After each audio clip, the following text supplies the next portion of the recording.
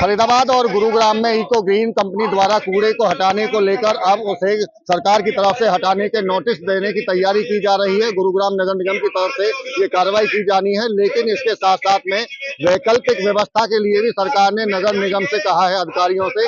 ऐसे में किस तरह की व्यवस्था रहेगी और कितनी दिक्कतें लोगों को जो हो रही है उसको लेकर हमारे साथ में हरियाणा नगर पालिका कर्मचारी महासंघ के प्रदेश अध्यक्ष हैं नरेश शास्त्री, उनसे बात कर लेते हैं। सर, इको ग्रीन का जो रवैया रहा वो संतोषजनक नहीं रहा, इसी को लेकर अब सरकार उसे हटाने की तैयारी कर रही है, लेकिन इसके साथ साथ में चूंकि वैकल्पिक व्यवस्था अभी तक नहीं हुई है, अधिकारियों को आदेश जरूर दिए गए हैं। कैसे देख रहे हैं इस आदेश को और व्यवस्थाओं को?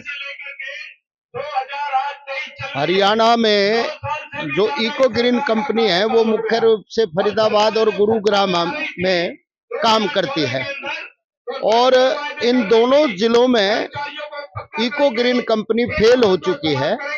इसलिए अब इस कंपनी को फरीदाबाद गुरुग्राम से विदा करने की तैयारियां हैं। गुरुग्राम ने तो उनको नोटिस दे करके हटाने के आदेश कर दिए हैं। फरीदाबाद में इसको लेकर एक और सरकार की तरफ से जो नोटिस जारी किया गया था वो गुरुग्राम को अधिकारियों को दिया गया था कि आप इसकी शुरुआत करिए, और चूंकि मुख्यमंत्री खुद चाहते हैं उस बात का भी जिक्र किया गया था, और गुरुग्राम में ही उसका कॉन्ट्रैक्ट है फरीदाबाद को लेकर भी एक ही जगह से, लेकिन दोनों जिलों में वो काम कर रही थी। अब इस दोनों जिलों से उसको हटना पड़ेगा। हाँ बिल्कुल, उसको नोटिस कर दिया गया है, मेरे पास नोटिस की कॉपी है। नंबर 2, मैं ये कहूंगा कि गुरुग्राम और फरीदाबाद में सैकड़ों टन कूड़ा प्रतिदिन निकलता है। इसके उठान के लिए अगर इस कंपनी को हटाया जाता है तो वैकल्पिक व्यवस्था नगर निगम गुरुग्राम और फरीदाबाद नगर निगम को करनी पड़ेगी। उसके लिए हमें संसाधन चाहिए और मैन पावर चाहिए। वो प्रबंध नगर निगम गुरुग्राम और फरीदाबाद को करना चाहिए।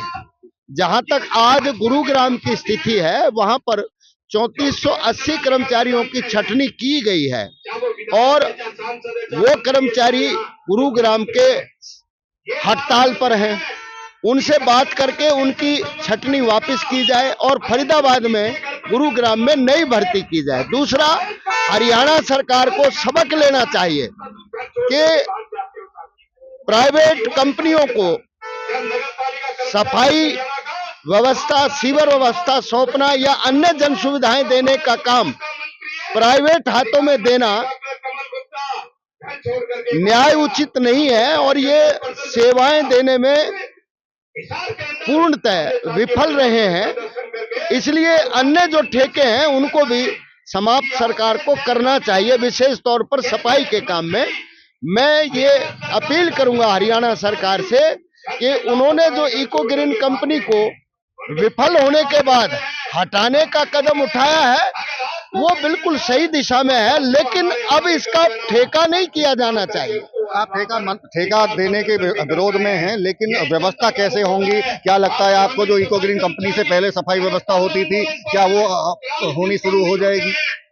देखिए, अगर दोनों निगम फरीदाबाद गुरुग्राम मैन पावर और संसाधन जुटाएंगे तो निश्चित तौर पर मैं ये दावे के साथ कह सकता हूं कि सफाई व्यवस्था बेहतर होगी, क्योंकि ये जिम्मेदारी अधिकारी और कर्मचारियों की होगी जो ईमानदारी से मेहनत के साथ काम करेंगे। अब तक इन कंपनियों में जो प्राइवेट कंपनियां हैं इनके अंदर भ्रष्टाचार बहुत है। इको ग्रीन की लगातार शिकायतें आम जनता, यूनियन और अधिकारियों द्वारा की जाती रही थी, लेकिन किन्हीं कारणों के चलते उनको हटाया नहीं गया था।